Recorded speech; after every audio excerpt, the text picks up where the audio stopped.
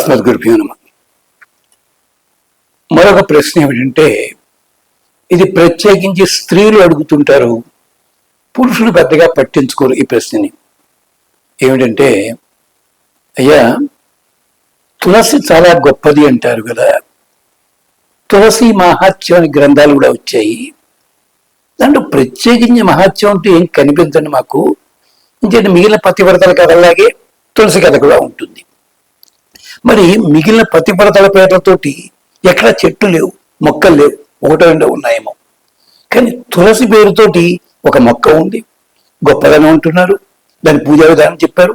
ఇది ఎలాగండి అంటే, తులసి మహత్యం ఏమిటి?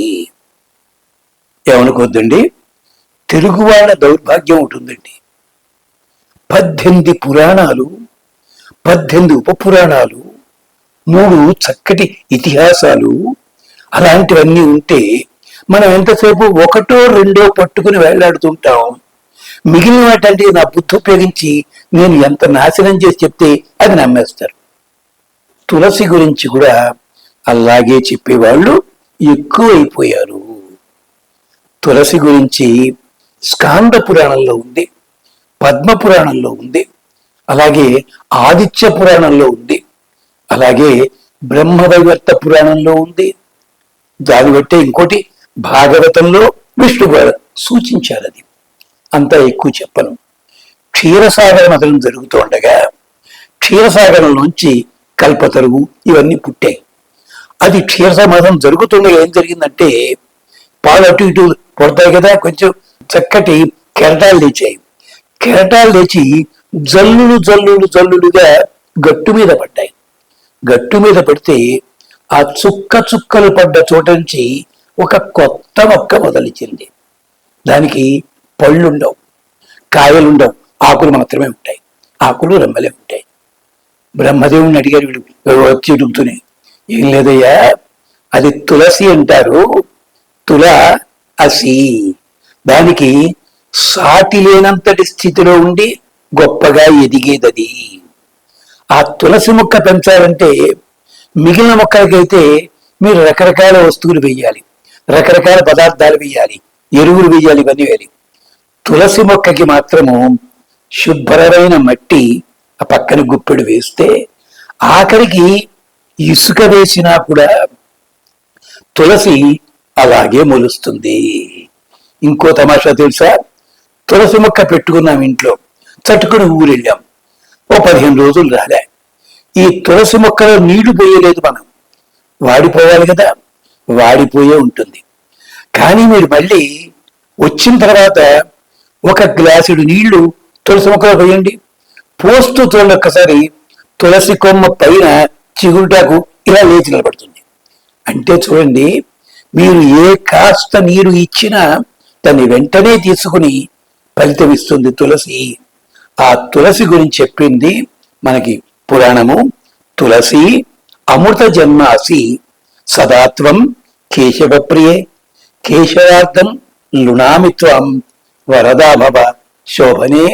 అమ్మా తులసి అమృత జన్మాసి, నీవు అమృతముతో పాటు పుట్టిన దానివి. నమ్మరా మీరు? మరి కృష్ణుడు కురుక్షేత్రం అయిపోయిన తర్వాత గొడవైంది.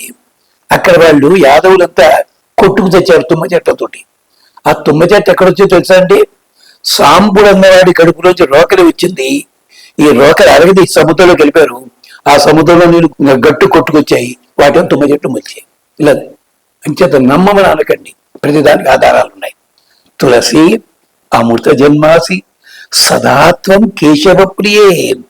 శ్రీ మహావిష్ణువుకి ఎంత ఇష్టం అంటేట, మీరు ఎన్ని రకాల పూజలు చెయ్యండి, ఎన్ని రకాల పూలు పెట్టండి, ఒక తులసి దళం పెడితే చాలు ఆయనకి ఒళ్ళు పులకించిపోతుంది. కృష్ణ తులాభారంలో అదే కదా జరిగింది. అది విశేషం. తులసి అమృత జన్మాసి. దీనికే ఒక ఆళ్వార్లు చమత్కరించారు. విష్ణువుట గరుత్మంతుడి మీద ఎక్కట్టు వెళ్ళేదామని, కదలటం లేటే గరుత్మంతుడు. ఇది నమ్మాళ్ళు వాళ్ళని చెప్తారు ఒక చోట. అదేమిటి అన్నారు, అమ్మగారు వచ్చారండి అన్నట్ట. అప్పుడు అమ్మ కూడా వచ్చింది, లక్ష్మీదేవి గరుత్మంతుడు ఎక్కిందట. కదలటం లేదు గరుత్మంతుడు. ఏమయ్యా, అమ్మగారు మీకు తులసిమాల పట్టు రావడం మర్చిపోయినట్టున్నారండి. మీ మెడలో తులసిమాల ఉన్నట్టయితే ఆ పరిమళం వచ్చిన తర్వాతే నాకు వెళ్ళడం. ఇది పద్మపురాణంలో ఉంది. అంటే తులసి గొప్పతనం చూడండి. భగవంతు తులసి అమృత జన్మాసి సదాత్వం కేశవ ప్రియే కేశవార్థం నృణామిత్వం. నేను తెంచుతున్నది నా నెత్తి మీద పెట్టుకోవడానికి కాదమ్మా, పరమాత్మ కోసం అని చెప్పి. వరదాభవ శోభని, తులసి దళములు కొయ్యరాదు తుంచవలే. తుంచవాలంటే వేళ్లతోటి పట్టుకుని 3 ఆకులు ఉండేలాగా అలా చెప్పాలి తప్ప కొత్తగా విషయంలో వచ్చాయి కదా అని చెప్పి టగటగట కూసేయకూడదని. తులసి మిగిలినటిగా చేయొచ్చు, తప్పలేదు, దీనికి చేయకూడదు. ఇది ఆ మాట. అందుకనే బ్రహ్మవైవర్త పురాణంలో తులసి మహాత్యం అని చెప్పి తులసి ఖండము ఓ ప్రత్యేక భాగమే ఉంది. దాంట్లో తులసి కవచం ఉంది, తులసి స్తోత్రం ఉంది, తులసి అష్టోత్తరం ఉంది. మీరందరూ కూడా ఈ ప్రశ్నలు ఎలా వేస్తున్నారంటే చేప అనుకుని లోపల చేయి పెడుతున్నారు. అది చేపకి బదులు మొసలవుతోంది, గమనించండి. అది విశేషం. అందుకని తులసి గొప్పతనం ఇలాంటిది. పరమశివునికి మాత్రము ఒక్క శివరాత్రి నాడు మాత్రమే తులసి దళములకి అభిషేకం చేయొచ్చును, స్తోత్రం చేయొచ్చును. అలాగే వినాయకునికి ఆ ఒక్కరోజే వినాయక చవితి నాడే తులసి దళములతోటి. త్యాగరాజస్వామి కీర్తన ఉంటుంది, అమ్మ తులసమ్మ మా ఇంట నెలకొని ఉండవమ్మా అనుంది. ఎవరిలో అడిగేటింది అంటే విష్ణుమూర్తి తులసి అంటే చాలా ఇష్టం కదా, ఈ మధ్య తులసి చెట్టు ఎక్కడా లేవు, మా ఇంట్లో ఉంటే ఆయన పరిగెత్తుకోతాడు అన్నట్టు అని మహానుభావుడు. దాశరథి శతకంలో కూడా శ్రీ రఘురామ చారు తులసీదళదామ, తులసి శబ్దము ప్రయోగించకపోతే శ్రీ మహావిష్ణుకు తృప్తి ఉండదు. ఇంకొక మాట కూడా చెప్తాను, ఇది ఆయుర్వేద వైద్యులు చెప్పాలి, నేను చెప్పకూడదు నిజానికి, మరి వాళ్ళు తెలుసదు. మిగిలిన ఏ చెట్టు ఆకులైనా ఎండిపోతాయి, వాసన పోతాయి. ఆఖరి తోరణాలు వెళ్తాం మనం, ఏంటవి ఆకులు వెళ్ళి తమలపాకులు లాంటివి వెళ్ళని కూడా. కానీ తులసి గొప్పతనం ఏమిటంటే, ఒక్క తులసి తమలపాకు ఈ రెండిటి గొప్పతనం ఏమిటంటే, అవి ఎంత ఎండిపోయి బూడిద కింద మారిపోయినా నీళ్లల్లో కలుపు తాగితే రోగాలు పోగొడతాయి. ఒకప్పుడు తులసి మాలలు అలాగే అట్టే పెట్టుకునేవారు వాడు జాగ్రత్తగా. అదనమాట పద్ధతి. అంటే తులసి అమృత జన్మాసి. అయ్యా తమలపాకులు ఉన్నారండి, తమలపాకులు ఎక్కడి నుంచి పుట్టాయి? కల్పతరువు నుంచి వచ్చాయి. అది మళ్ళీ వేరే కదా.